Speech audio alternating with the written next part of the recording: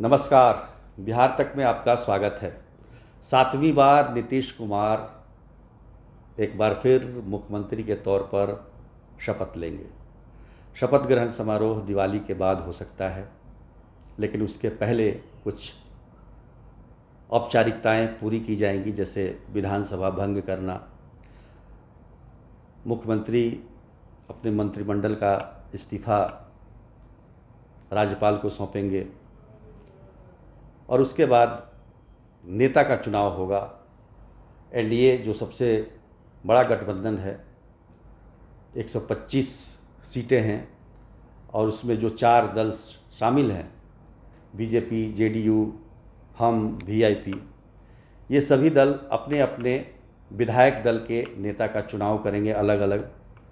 फिर उसके बाद एनडीए की ज्वाइंट बैठक में नेता के तौर पर नीतीश कुमार का चुनाव किया जाएगा और इन विधायकों का समर्थन पत्र लेकर नीतीश कुमार राज्यपाल को सौंपेंगे और राज्यपाल फिर इन्हें शपथ के लिए आमंत्रित करेंगे। ये सारी प्रक्रिया है इस सरकार के गठन में। लेकिन सरकार के गठन के साथ साथ मंत्रिमंडल में कौन शामिल होगा, किस किस दल के कितने मंत्री होंगे,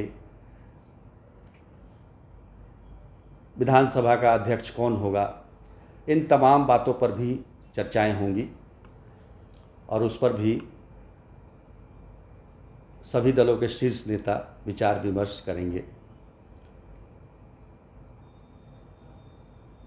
हालांकि देखें तो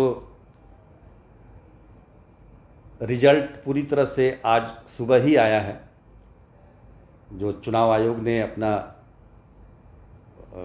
रिजल्ट घोषित किया है पूरे बिहार का 243 सीटों का, तो आज सुबह 4 बजे के करीब ये रिजल्ट पूरी तरह से सामने आया है। उसके बाद से भी मुख्यमंत्री नीतीश कुमार ने अभी तक कोई प्रतिक्रिया नहीं दी है, ना ही सोशल मीडिया पर और ना ही ट्विटर पर किसी तरह की बधाई। हालांकि लोग उन्हें फ़ोन कर कर बधाई ज़रूर दे रहे हैं, वो बधाई स्वीकार भी कर रहे हैं, लेकिन उनके अंदर एक बेचैनी है, एक नाराज़गी भी है और एक वो दुखी भी हैं, क्योंकि उनकी पार्टी को नुकसान पहुंचा। भले ही बहुमत आ गया, लेकिन पार्टी जो पिछले विधानसभा चुनाव में 71 सीटों पर जीती थी, आज 43 सीटों पर सिमट गई है। दूसरी तरफ 53 सीट बीजेपी का था, वो बढ़ के 74 पहुंच गई है। तो मन में कहीं ना कहीं इस बात का मलाल है और उसके पीछे की वजह यह है कि जेडीयू को अगर नुकसान हुआ है तो उसका कारण सिर्फ और सिर्फ लोक जनशक्ति पार्टी चिराग पासवान है। चिराग पासवान खुलेआम करते थे, उनका इरादा ही है जेडीयू को हराना और नीतीश कुमार को मुख्यमंत्री नहीं बनने देना। आंकड़े बताते हैं कि करीब 36 ऐसे सीट हैं जेडीयू के जिस पर लोक जनशक्ति पार्टी की वजह से वहाँ के उम्मीदवार चुनाव हार गए। सीट तो जरूर चिराग पासवान ने कम कर दी, लेकिन मुख्यमंत्री बनने से वो नहीं रोक पाए। हालांकि गाहे बगाहे ये अफवाह जरूर फैलाई जा रही है कि नीतीश कुमार मुख्यमंत्री नहीं बनना चाहते हैं या फिर उन्हें दिल्ली भेजा जा रहा है, लेकिन ऐसी कोई बात नहीं है। नीतीश कुमार मुख्यमंत्री बनेंगे और जो तमाम बातें की जा रही हैं उसका कोई आधार नहीं है। इसलिए क्योंकि हमारी जब बातचीत हुई थी उनसे, तो उन्होंने हम यही कहा था कि हमने कभी मुख्यमंत्री बनने के लिए कहा नहीं। मुख्यमंत्री बनाने के लिए बीजेपी की तरफ से ही लगातार बयान आते रहे हैं, चाहे वो प्रधानमंत्री नरेंद्र मोदी हों, चाहे गृह मंत्री अमित शाह हों या फिर बीजेपी के राष्ट्रीय अध्यक्ष जेपी नड्डा हों। इन्हीं लोगों ने कहा है कि मुख्यमंत्री नीतीश कुमार होंगे,